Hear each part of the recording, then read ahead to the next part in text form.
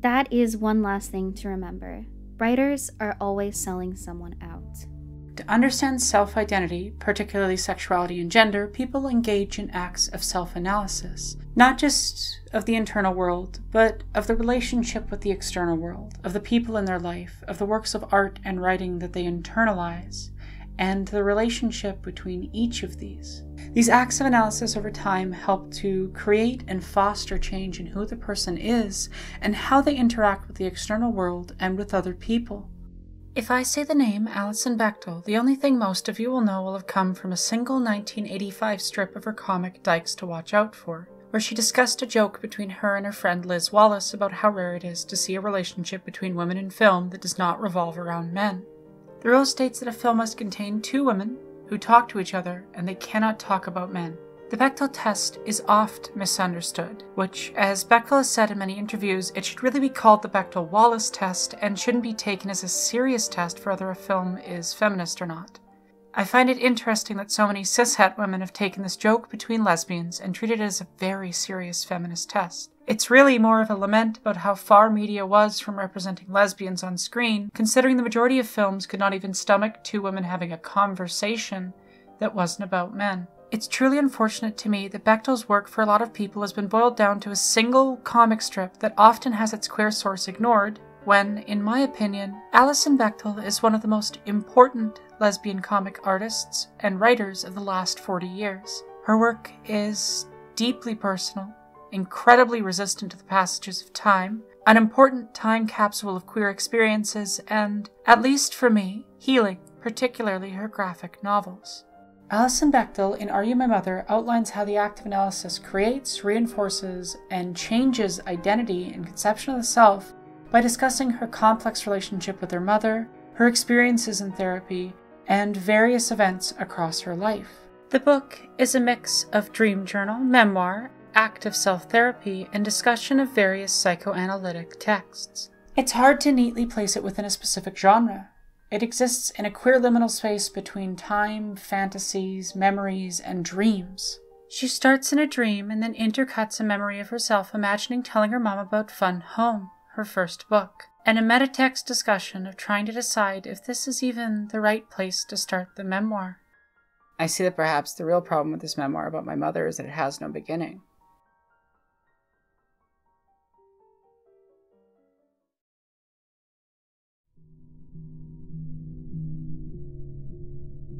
"2 days before I read Are You My Mother, I had a nightmare. It was of a type I commonly have. It usually starts as a fairly normal day, but throughout it things get more and more stressful until finally I wake up, unable to handle the situation, sometimes having a panic attack. I called my mom that morning. I usually do when I have that dream. She gets the same type.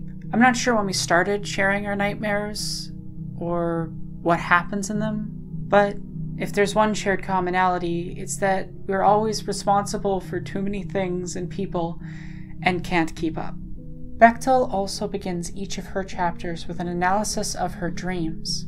Sometimes she presents them identically to her memories, revealing that they were a dream at the end.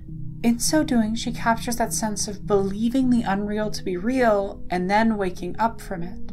Each of her dreams become important relative dating points, moments that time seems to revolve around.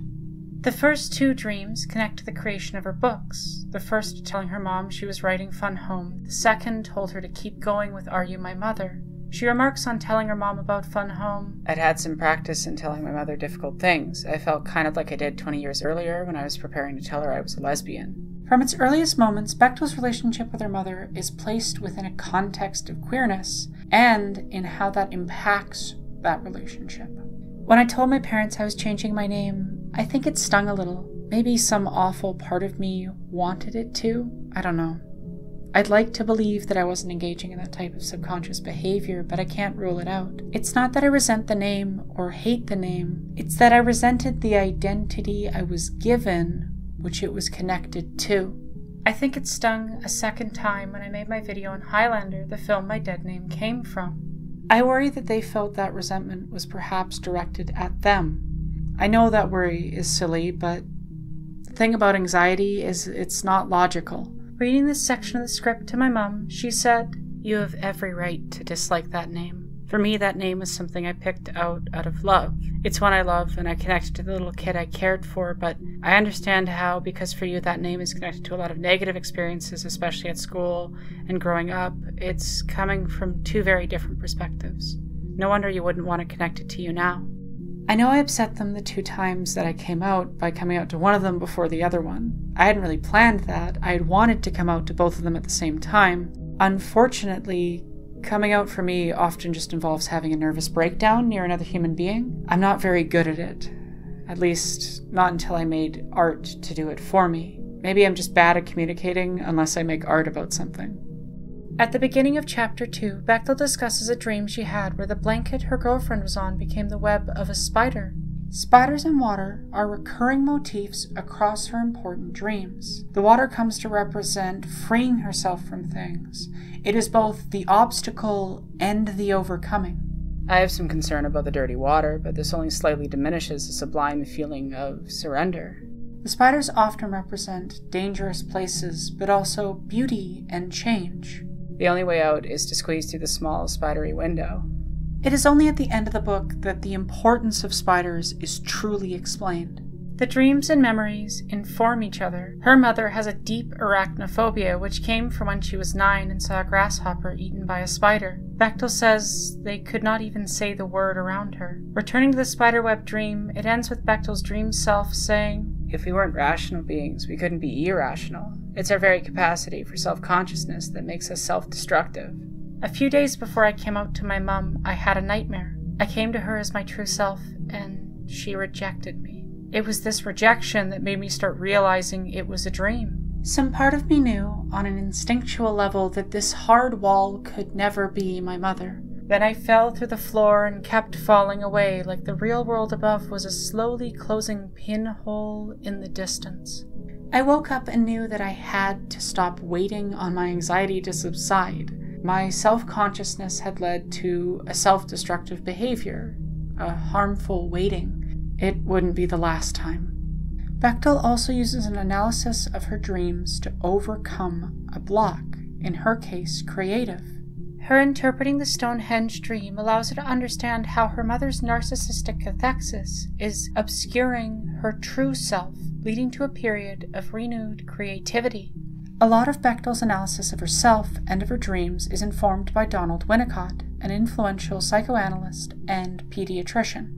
He explains narcissistic cathexis as, "So the man who falls in love with beauty is quite different from the man who loves a girl and feels she is beautiful and can see what is beautiful about her." Bechdel adds that this is when you invest more energy into your ideas about another person than in the actual objective external person. Bechdel says, "My fantasy of self-sufficiency, my heavy investment in my own mind is also a kind of narcissistic cathexis." It's one I think I share with Bechdel. We both, as kids, would create these perfect imaginary environments. Enclosed, impregnable spaces, alone, physically cut off from the outside world, but taking detailed mental note. We learned a fantasy of self-sufficiency, for Bechdel due to her mother, and for myself due to my experiences outside of the home. For both of us, we did this due to a lack of safety and love. In my case, it wasn't due to a lack of love from my immediate family, but due to my experiences the instant I stepped out the front door, and because my body wasn't a place for me to inhabit safely. So Bechdel and I both retreated into our minds because we had nowhere else to go. Several days into taking notes for this essay, I call my mom to discuss Bechdel's book. She's walking the dogs. We often talk when she walks them. While talking, she had to pull a chunk of squirrel tail out of one of the dogs' mouths. I reflexively gagged in sympathetic response. The conversation is a follow-up to a rather tearful, productive discussion about feelings and our relationship and family we had the previous night. I get her permission to discuss the types of dreams we share. We laugh at my cat's antics and at the dogs behaving like she'd abandoned them for 8 months because she came to visit my brother and I. I talk about the similarities between Bechdel's writing and my own. Even now, I am perhaps emulating her, or perhaps more accurately, I'm realizing how much my past work so heavily reverberates with hers, even from before reading it. I wonder again if trauma and queerness merge into a unique perception of time. It's something I feel more certain about with each work. Bechdel rarely represents time in concrete dates. It is relative to other events, to conversations, to nights where she had important dreams. Events which are placed in relation to her queer experiences, to coming out, to the girlfriends she had at certain times. Last year I wrote a piece on the concept queer relativity, which I defined as the way in which queer language reshapes our ability to communicate and comprehend not just the world and ourselves, but also time and our relationship to it. It recontextualizes and restructures mysteries into a comprehensible experience, places these non-linear forms into a clear structure, lets us and others understand.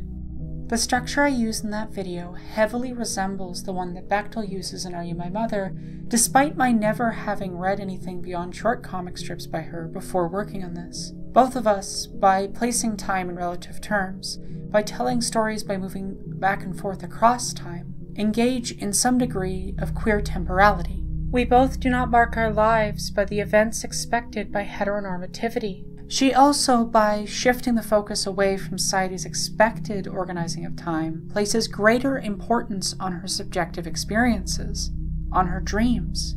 For example, her mother explaining the source of her arachnophobia occurs a few months after my Stonehenge dream. By using memories, dreams, fantasy, and time in the way that she does, Bechdel conveys a view of the subjective experience as inextricable from the objective, that the line between them is more blurred than someone like her mother might consider it. She is dedicated to the truth, but that truth includes emotions and internal worlds, not just what occurred externally. Sometimes I get nightmares which repeat for entire weeks. Sometimes I realize those nightmares were memories.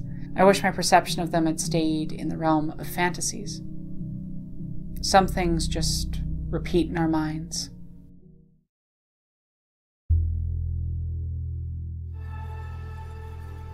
Where do stories about our lives begin? Does it occur when we record it? When we remember it?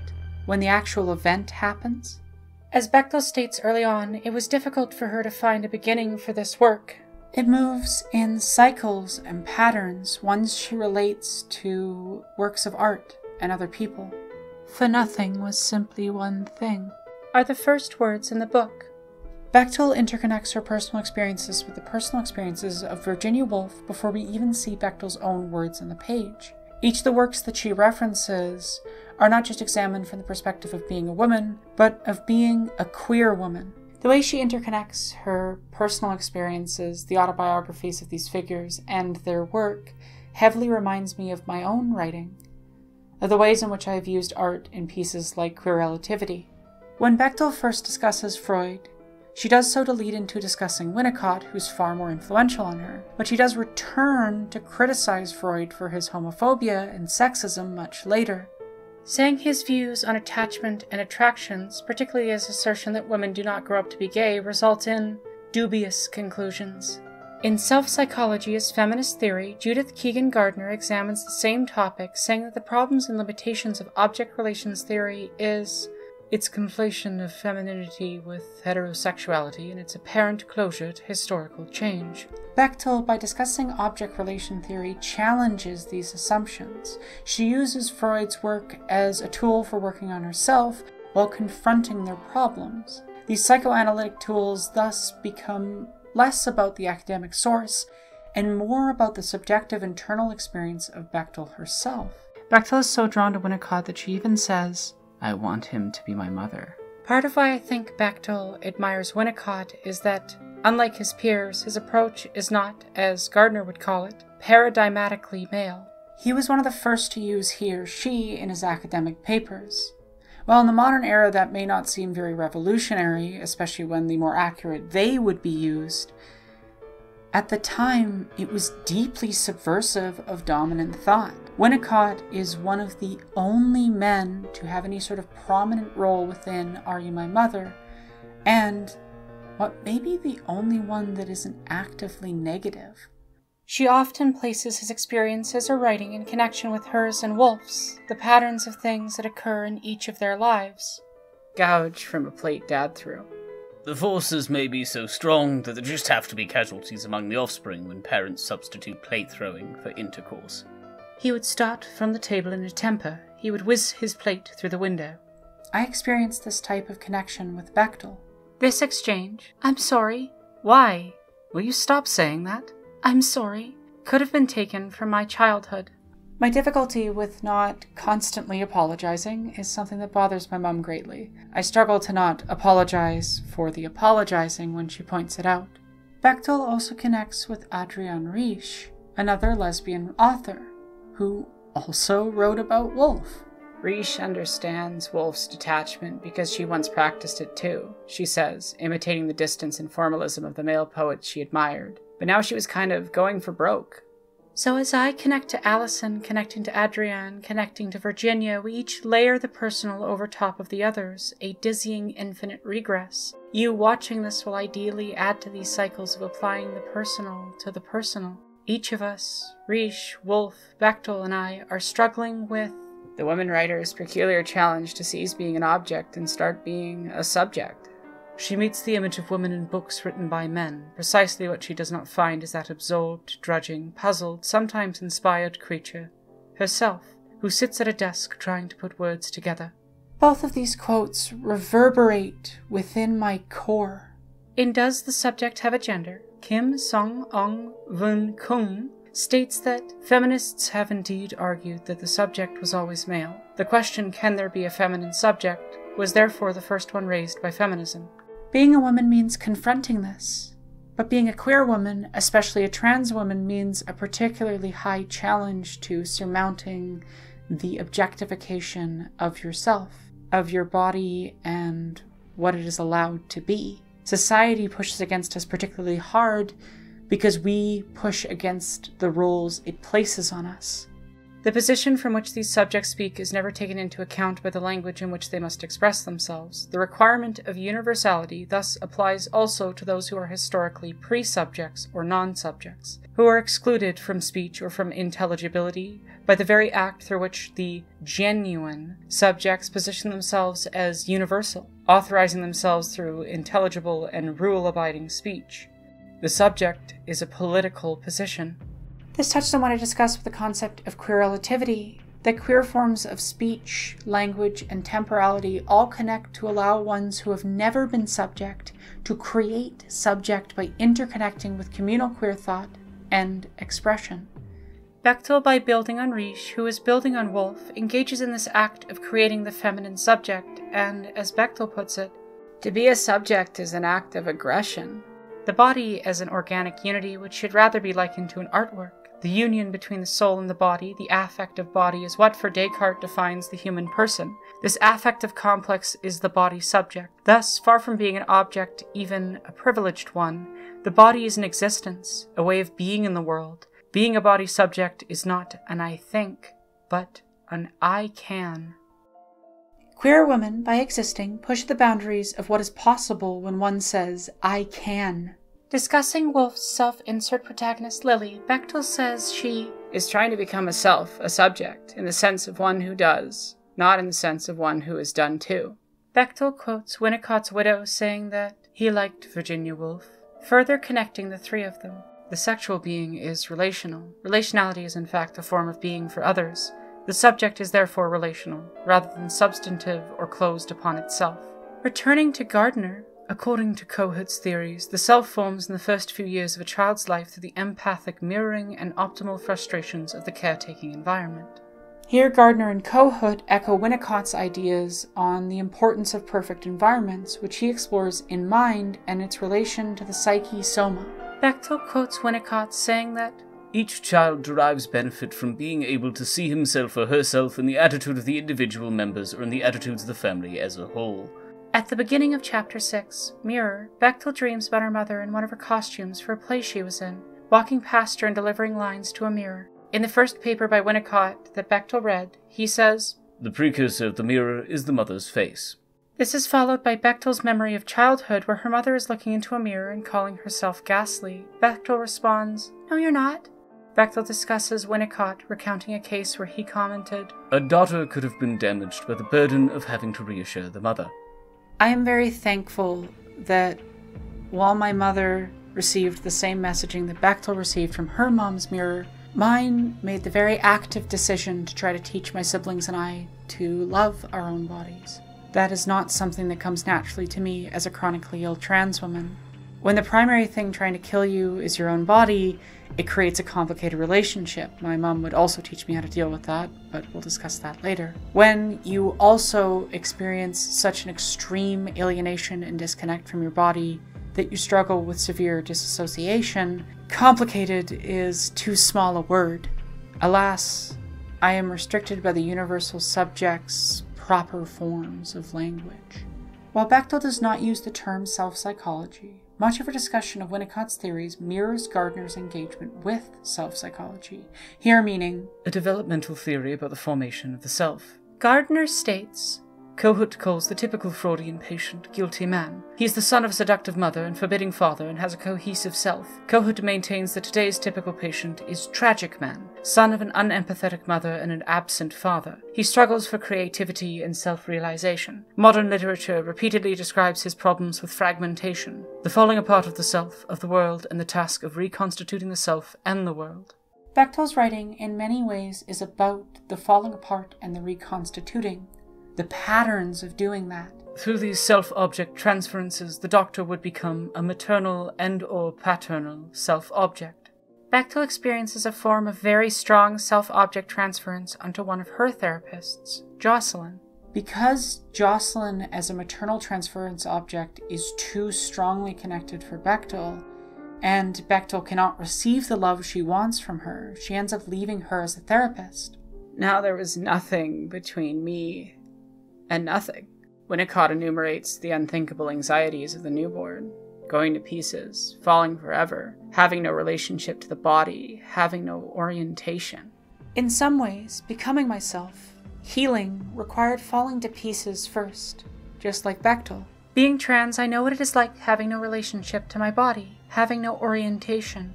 It's interesting how some of that manifested as falling forever, like that dream before I came out. Bechdel, to some degree, experiences a distancing from aspects of her body that are traditionally feminine. How I'd understood human reproduction as a child. I was an egg inside my mother when she was still an egg inside her mother, and so forth and so on. A dizzying infinite regress. There's a certain relief in knowing I am a terminus. She later says, abortion has always been a rather abstract concept for me. I've never had to think about birth control, never had a moment's anxiety or excitement that I might be pregnant. This alienation from aspects of her body does not remove her womanhood from her. I relate to this deeply, even if for me it comes from the parts of my body that are considered masculine. The pattern of resenting being a woman that her mother had has been, in some way, passed to Bechdel. Perhaps I experienced an inverse of this, that my mother's love of being a woman, of being a mother, created an anxiety in me that I wasn't worthy of that gender. And, as I said earlier, my anxiety created a self-destructive waiting. As I said in Queer Relativity, aspects of my coming out in what is non-binary came from a denial of accepting the desire that burned within me, that I felt a shame for the wanting. It was only by accepting the want that I could begin to become. Later, I would blame my social awkwardness on my homosexuality, but now I speculate that being a lesbian actually saved me. Bechdel's mother's response letter to her coming out said, "Couldn't you just get on with your work? You're young. You have talent. You have a mind." Early in my transition, I began to probe the idea that I might be more feminine while talking to my mum. I think, looking back, that I was perhaps subconsciously seeking something. Her response to in turn ask me if I was more feminine, if I was a woman, and to tell me it was okay if I was, gave me a permission I didn't realize I needed. It told me it was okay to come out fully as myself, as a woman, to accept my wanting. Bechdel's search for self is also dominated by discussions of wanting. Bechdel states about her mother's response that, if it weren't for the unconventionality of my desires, my mind might have never been forced to reckon with my body. I cannot think of a better descriptor for how transition, my unconventional desires, forced me to reconcile with the stranger in the mirror and change their shape to be my own. I am thankful to my mom for imparting to me what gender euphoria is, even before I knew what that term meant. A month after that letter, Bechdel learned that her mother had been attempting to call her, but missing her due to calling the dorm room she had recently moved out of. She couldn't get the idea of the repeating ringing out of her head. I wasn't there when she needed me. Earlier in the book, Bechdel says that I have, in fact, been trying to heal my mother for as long as I can remember. When I was 14, my mom was diagnosed with breast cancer. I think the period of time afterwards, as she went through chemo, created in me a deep sense of responsibility to look after the emotional states of my parents. Something that did not come from them, but definitely came from everyone else. as kids, the frequency with which my mom and I were told it was our job to take care of our siblings and regulate ourselves to help our parents, combined with a shared feminine eldest child sense of needing to maternally care for everyone around us, resulted in my mom and I both believing we had to look after everyone else. It is something my mom tried very hard to not allow to happen. She even scolded family members for saying certain things to me. But the thing about feelings is you can't just wish them away. As my mom put it discussing this, as a parent you can do everything right and things will happen anyway. There's naught you can do about it except try to break the cycle. I think this sense of responsibility was further ingrained by how I dealt with suicidal ideation, that I had to keep going for them, to not hurt them. And going further and beyond that, as my friend Neala put it when they heard an early version of this script, as queer people, we have to some degree, educate and look after our parents' emotional response to our coming out. We are held responsible by society for how other people perceive us. This creates an anxiety over the feelings of other people, however unfounded. As well, by existing and not being a default, you are forcing them to think and do labor for you. It creates a feeling of being a burden, even if you aren't one. My mom once said of the word tolerate that it's absolutely disgusting to say you tolerate your kid. I tolerated chemo. I would never use the word tolerate to describe what I feel towards you. It implies that there's something to tolerate, that there is some negative element you have to put up with.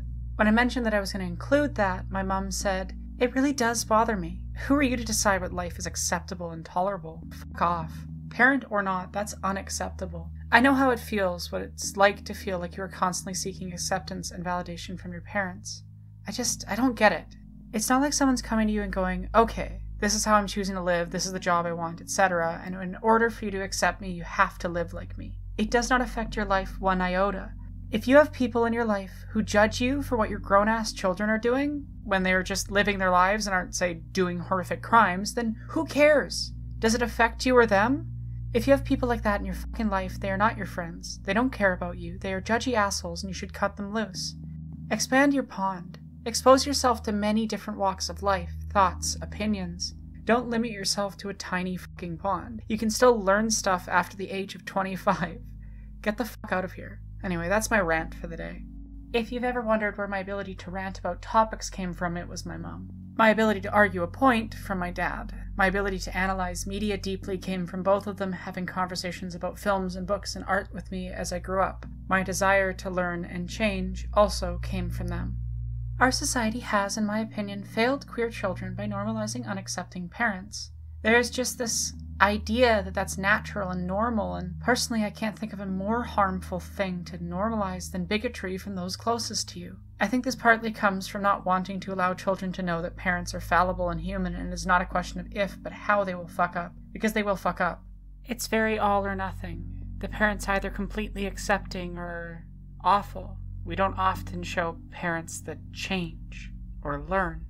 My parents and I don't have relationships without conflict.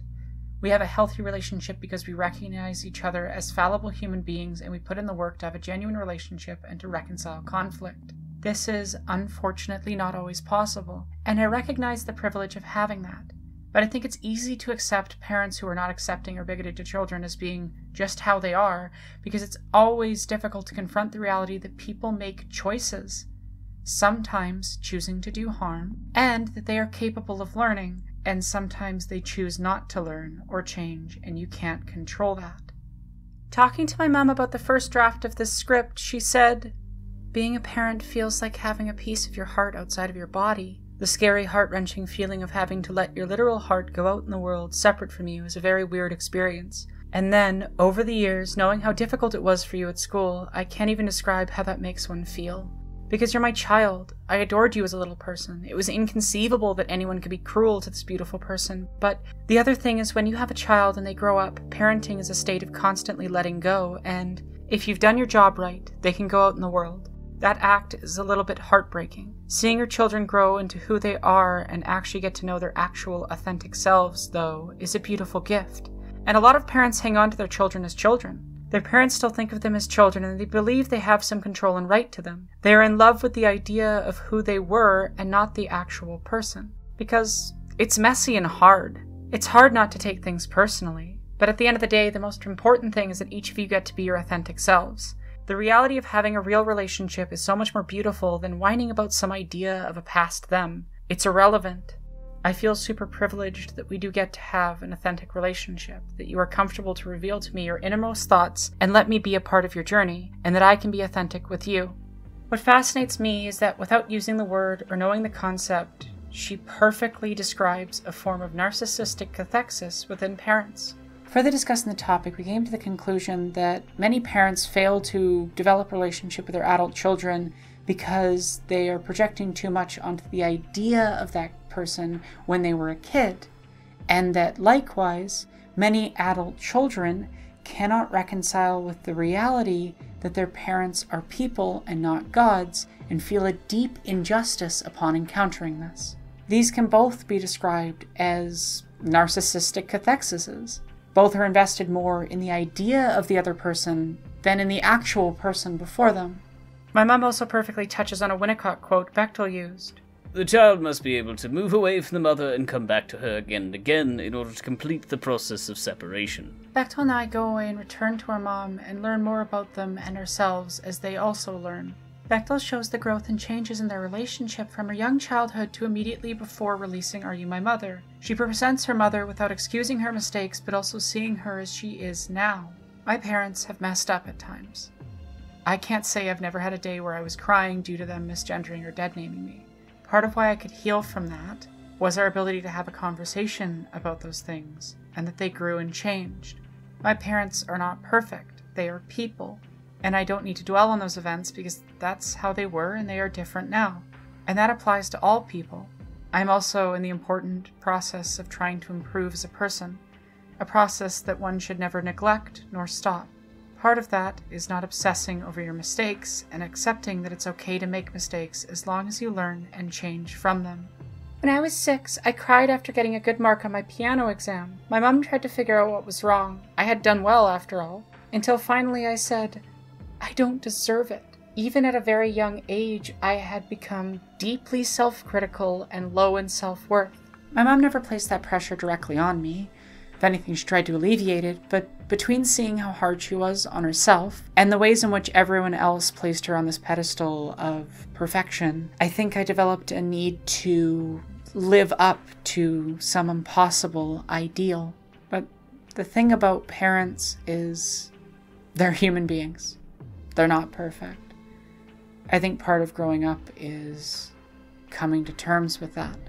A few days before I wrote this essay in earnest, I called my mom and discussed another thing I created. I said, I think I went a little overboard.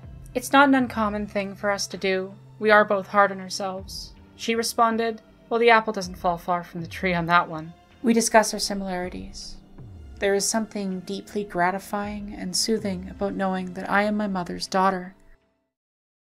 I don't know about you, but I'd say it's a pretty good essay. You know, it looks like you'd taken a lot of hours of work and time to make happen, and that requires support. So maybe, if you like the essay and you don't like me interrupting it with a rambly speech, you should go support the Patreon, where you get to see essays early, you get to see in-progress versions, the scripts, and short essays which are exclusive to there. For example, the one I did last month on passing. And if you've ever wondered, hey, is that a sock on your mic? Yeah, it's because I can't afford an actual mic filter. I use a sock. You know, I think I pull off a pretty high quality of production, but I need support to keep making stuff for you. So consider supporting the Patreon.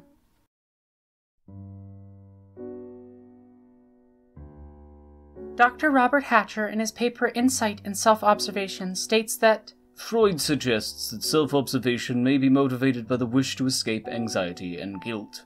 I think for both Bechdel and I, it can be that, but in a deeply contradictory way, the way for us to get through that anxiety and guilt is to write about it, to engage in self-observation. Once again, the quote which begins the book holds deep significance, for nothing was simply one thing. Early in the book, Bechdel states that You can't live and write at the same time. this concept of writing being a block to living returns later. Bechdel recalls a session where her therapist, Carol, said, The thing is, you relate to your own mind like it's an object, like it's an internalized parent or lover, being attached to your work, your mind, the way you would be to another person. That cuts you off from the world. The irony of the fact that I'm writing a book about all this is not lost on me, yet I don't seem to have a choice. This contradiction will expand across the story and then resolve with what I think are one of the primary messages of the work. Bechdel's view that writing about the self is in some ways the only way for her to truly process things. That for her to be truly present, she needs to write about it. I personally agree with that from my own experiences. The effectiveness of art therapy is still inconclusive. Daphne Regev and Liat Cohen-Yatsev state in their 2018 systematic review of the 27 most recent qualitative studies on the subject that further research is needed to assess the effectiveness of interventions in art therapy for clients dealing with mental health issues. and that in the case of the 2 articles in art therapy for trauma, there is an inconsistent picture of the beneficial effects of this intervention, which may depend on the indices measured, the duration of the therapy, and possibly the type of traumatic event. But speaking from the subjective, I know it helps. Bechdel also knows it helps. Many people I've encountered know that it can help them.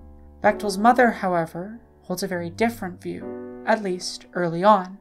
even in her own journaling, she Insists this is just a recording of things she's done, of external as opposed to internal experience.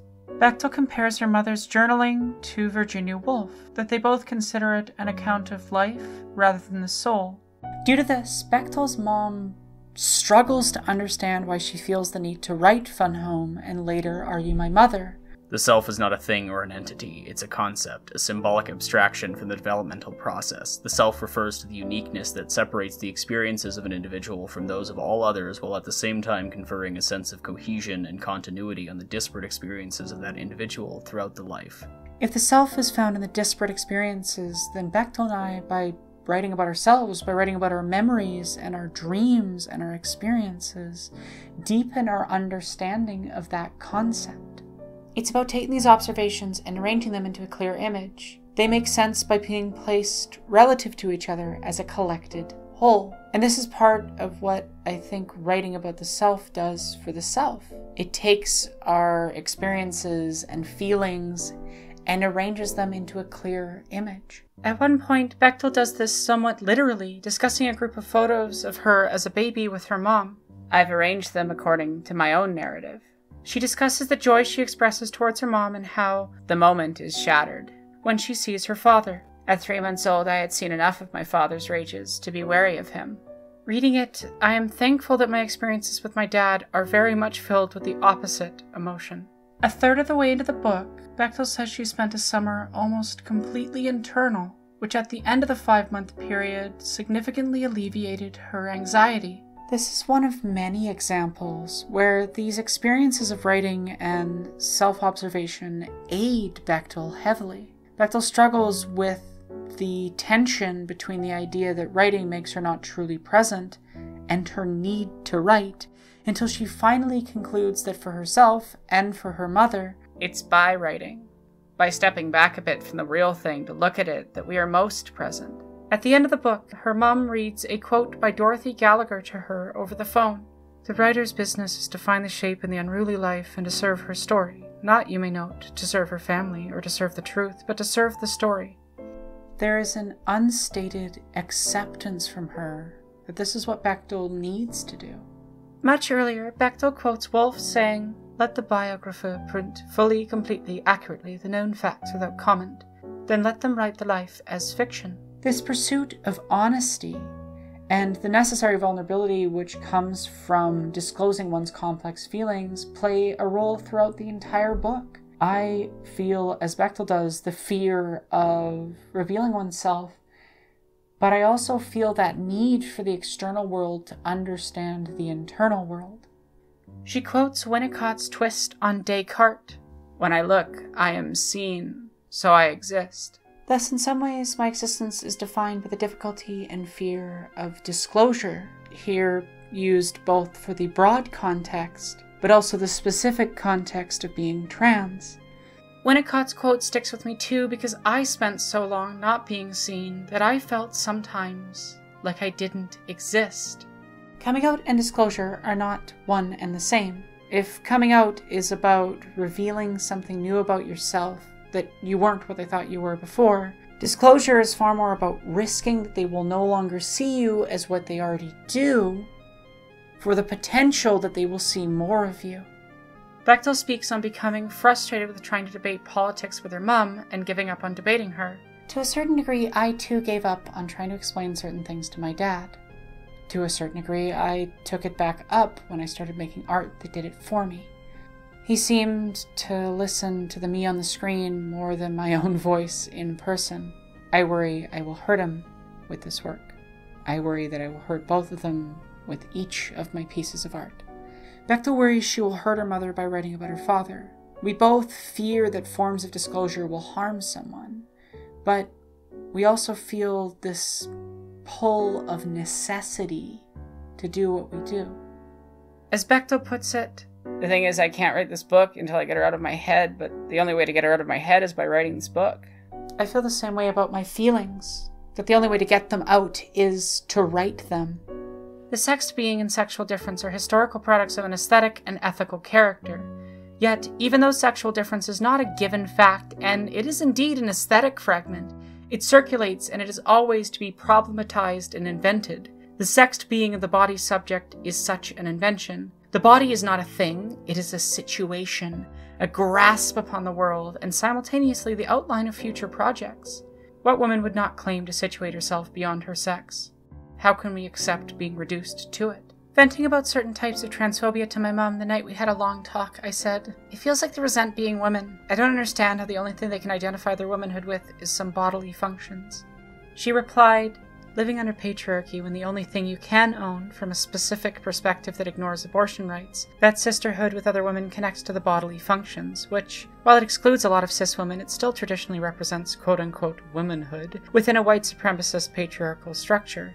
So when that's all they've had to hold on to, people who question that feel threatening. They never thought about what makes them their gender. I remember as a teenager I did think about my gender and found that I in no way identified with being a man and that I was happy being a woman. It was shocking to me learning that so many other cis people had not thought about it."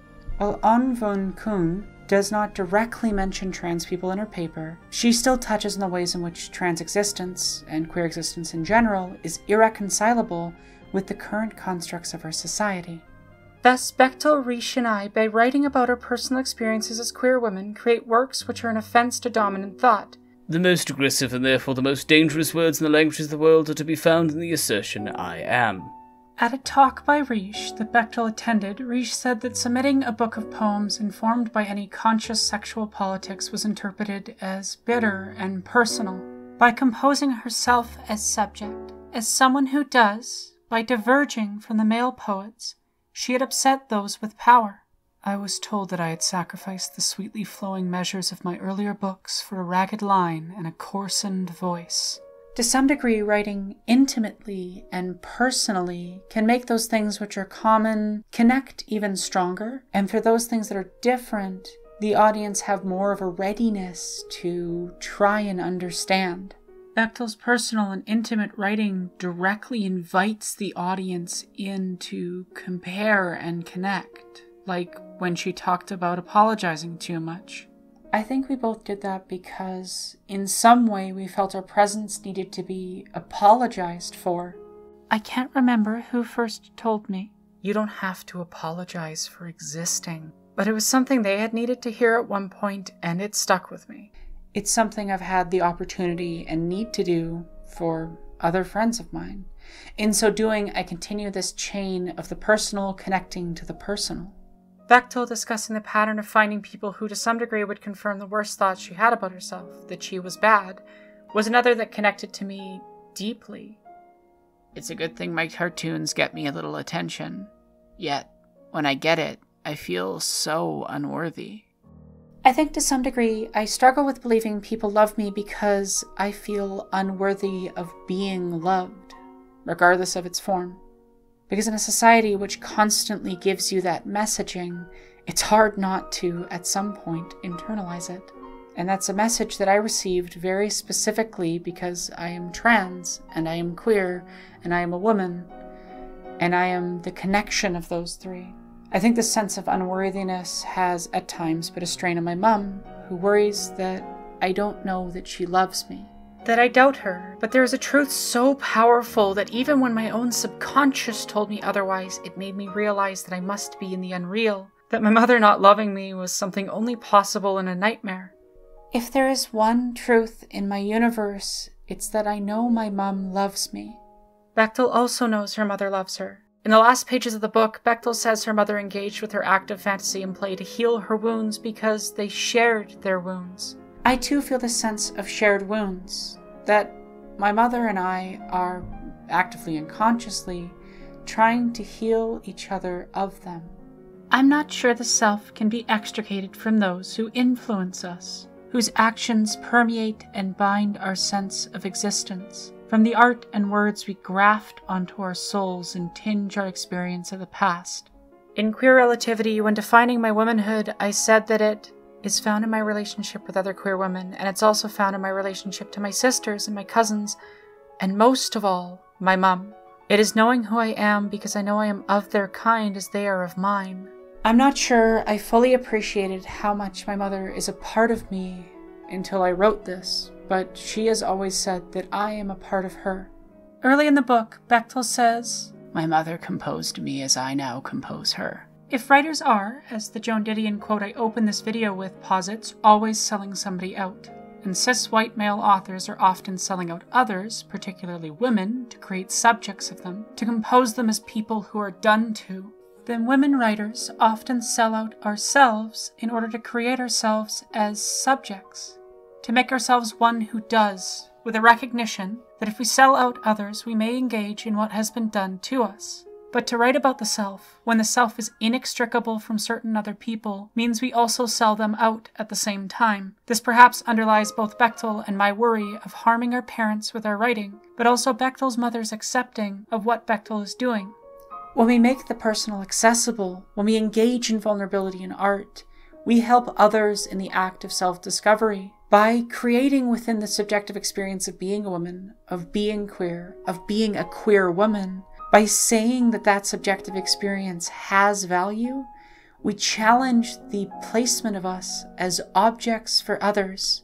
Bechdel directly acknowledges that this subjective internal experience is political. The book clearly understands that its placement of the subjective feminine as valuable and declaring one's identity are both acts of aggression. In Bechdel's view, aggression makes us feel real.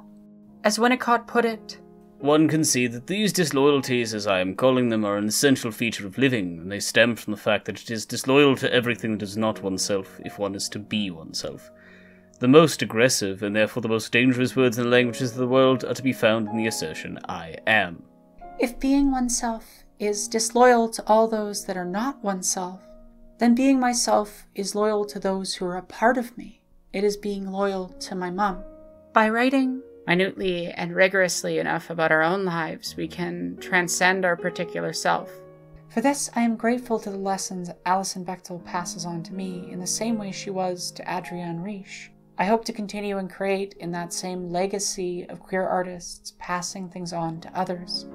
Bechdel begins her book with the quote, For nothing was simply one thing. It's a simple truth, but one which informs so much of Bechdel's and my understanding of self. We are never one thing. And the works we create as queer women inherently reflect that. Knowing what you are and saying, I am, is a profound thing. I find a deep comfort in knowing I am my mother's daughter. And I am loved for it. I love you. I love you. I'll talk to you later. Bye. Bye.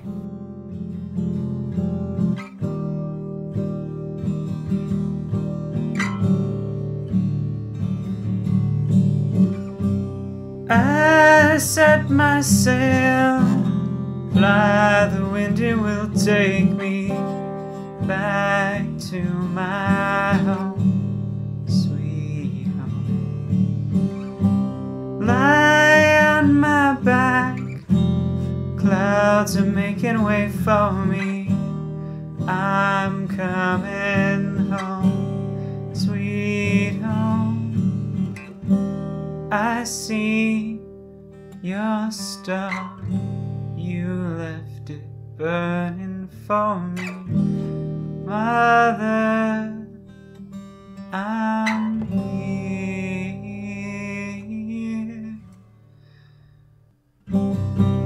Eyes open wide, feel your heart and it's glowing. I'm welcome home, sweet home. I take your hand, now you'll never be lonely. Not when I'm home, sweet home. I see your star, you left it burning for me. My